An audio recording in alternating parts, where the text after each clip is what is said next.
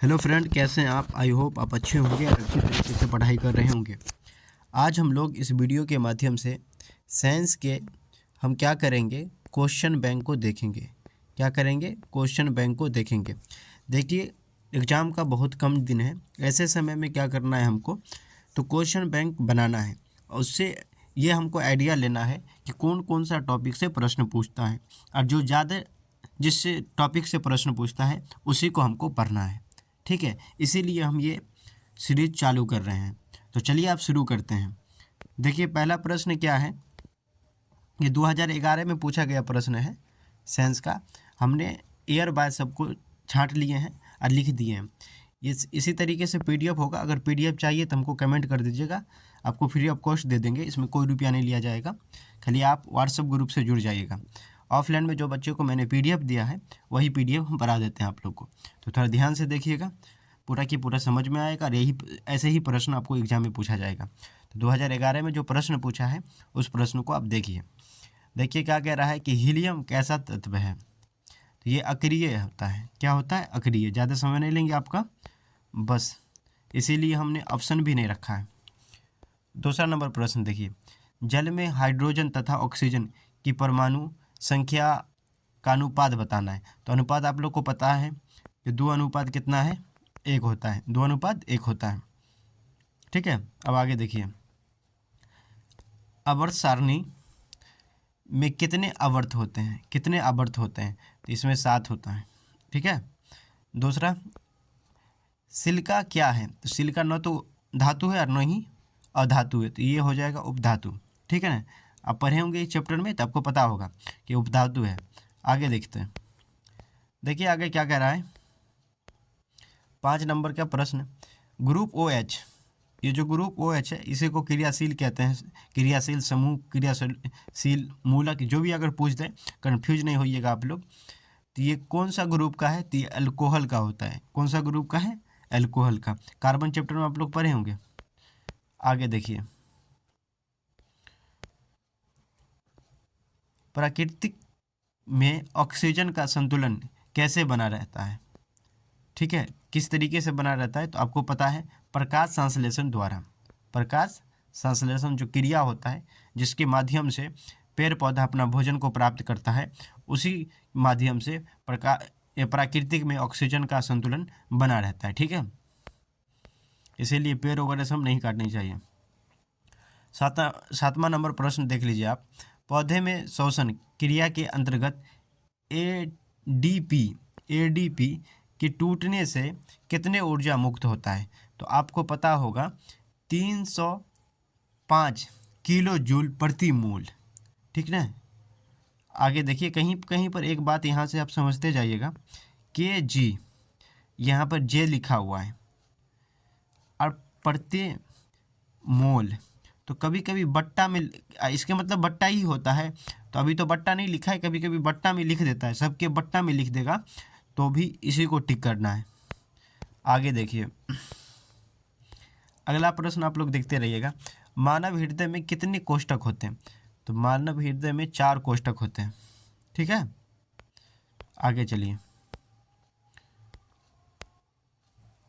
मानव हृदय का औसत प्रकुंचन दाब कितना होता है? प्रकुंचन दाब कितना होता है ये बताना है। तो 120 मिलीमीटर बट्टे में Hg। ठीक है, पौधे में वाष्पो उत्सर्जन किस भाग में होता है? तो ये तो पता है कि जो वाष्पो उत्सर्जन होता है वह पत्ता में होता है। कृत्रिम विक्र अपशिष्ट उत्पादों को रुधिर से अपहन द्वारा पृथक करता है। तो ये होगा नाइट्रोजन। क्या होगा? नाइट्रोजन। आगे देखिए, हाइड्रा में प्रजनन किस विधि से होता है? ठीक है, तो इसको हम 1 मिनट आप रुकिएगा, इसको हम देखते हैं। हाइड्रा में जो प्रजनन होता है किस विधि से होता है, तो वो देख लीजिए आप। ये रहा क्वेश्चन, 1 सेकेंड। मुकुलन के द्वारा होता है। ठीक है, किसके द्वारा होता है? तो मुकुलन के द्वारा होता है। ओके, अब आगे देखिए,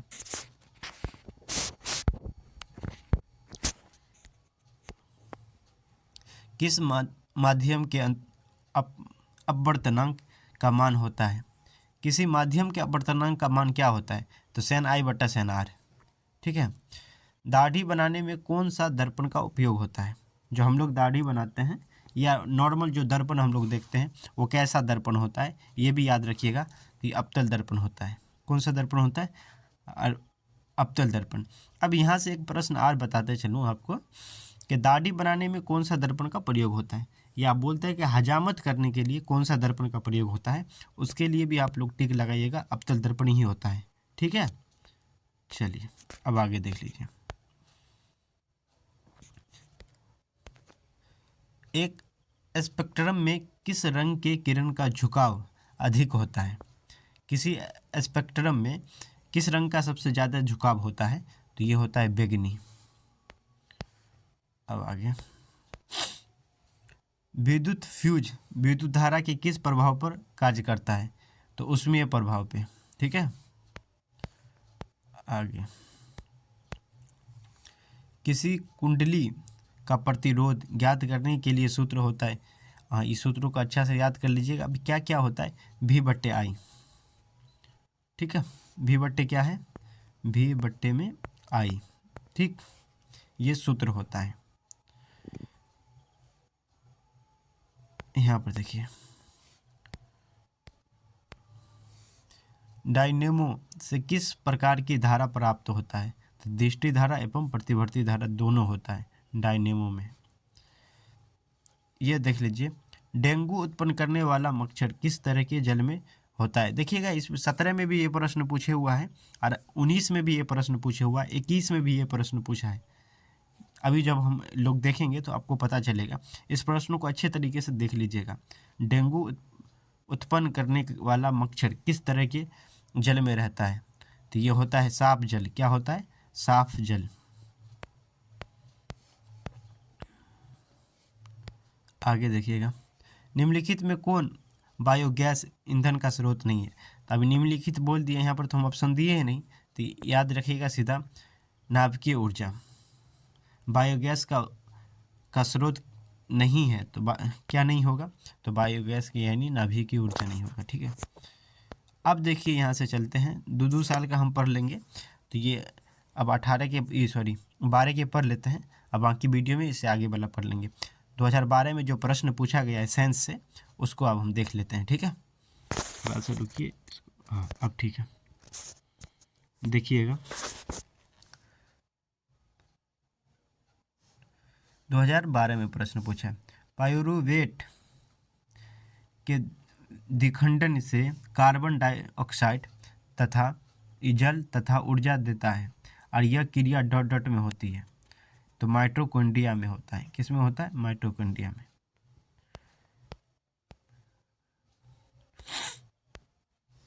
निम्न में से कौन सा पदार्थ लेंस बनाने के लिए प्रयुक्त नहीं किया जा सकता है? सॉरी, लेंस है। ठीक है, तो मिस्टेक हो गया प्रोनाउंस। तो मिट्टी, वो ऑप्शन में दिया होगा मिट्टी, तो वही लिख दिया गया। जो टाइपिंग किया उसको मैंने बता दिया था कैसे ही करना है, ऑप्शन नहीं लिखना है। ऑफलाइन में हम इससे पहले भी बता दिए कि ऑफलाइन के बच्चों को मैंने PDF दिया है, वही PDF पढ़ा रहे हैं। किसी बिंब का वास्तविक प्रतिबिंब समान आकार का प्राप्त करने हेतु बिंब को उत्तल लेंस के सामने कहाँ रखते हैं?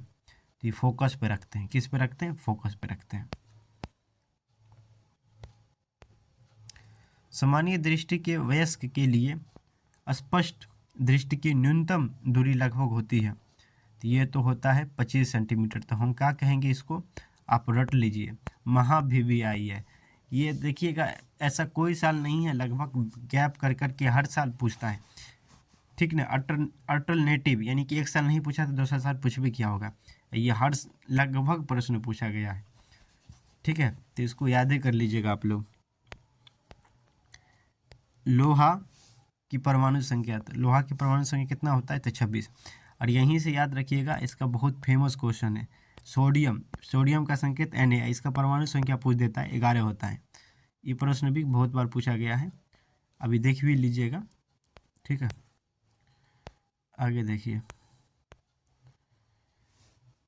कोई विलयन लाल लिटमस पर्च को नीला कर देता है, उसका पीएच मान होगा, तो इसका मतलब कि ये 7 से अधिक।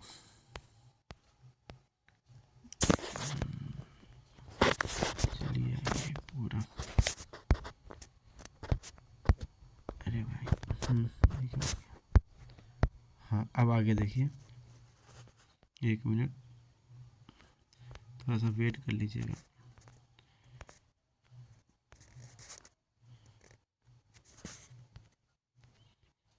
अब देखिए आगे 7 नंबर क्वेश्चन, आधुनिक आवर्त सारणी में वर्गों की संख्या कितनी है? तो ये 18 है।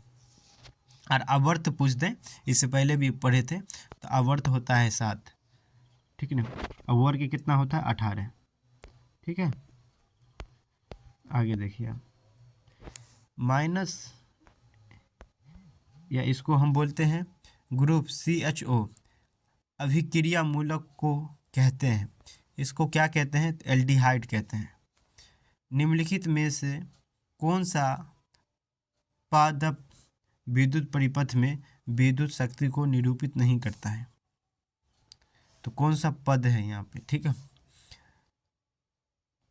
तो V/I यानी कि वेलोसिटी बट्टे I होगा ऑप्शन के अनुसार, ठीक है।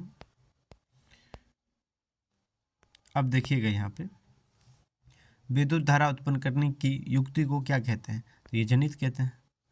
लघुपथ के समय परिपथ में विद्युत धारा का मान कितना होता है? तो बहुत अधिक बढ़ जाता है, याद रखिएगा इस बात को, क्या होता है? बहुत अधिक बढ़ जाता है, ठीक ना। अब आगे देखिए, निम्नलिखित में से कौन जैव मात्रा ऊर्जा के स्रोत का उदाहरण नहीं है? तो ये नाभिकीय ऊर्जा हो जाएगा। एथेन का आणविक सूत्र यानी C2H6, इस तरीके से लिखा होगा, टाइपिंग करने में मिस्टेक कर दिया है, इस तरीके से, ठीक है। C2H6 है तो कितने सह संयोजक बंधक होगा? तो ये इसमें होगा 7 संयोजक बंधक, ठीक है।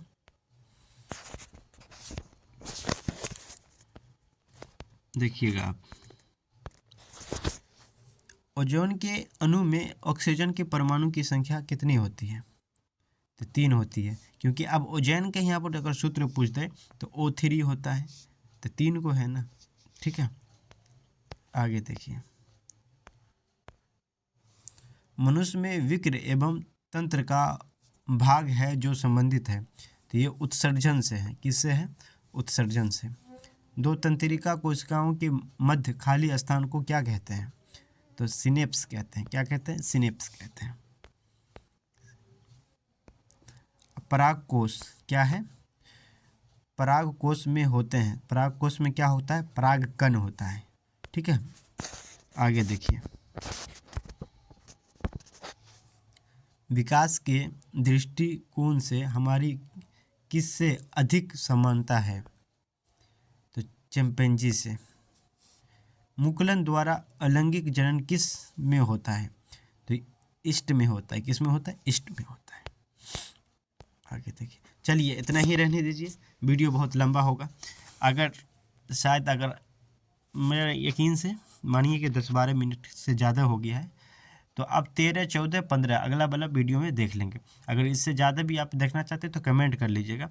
बाकी हम आपसे बस यही कहेंगे कि लास्ट समय है, ज़्यादा से ज़्यादा आप पढ़िए, जितना हो सके पढ़ाई पर अपने वक्त दीजिए। बाकी इसके बाद फिर 1-2 महीना बचेगा, उस पर मस्ती कीजिएगा। तो चलिए फिर अगले वीडियो में मिलते हैं, तब तक के जहाँ हैं वहीं पर पढ़ते रहिए, मस्त रहिए। बहुत बहुत धन्यवाद।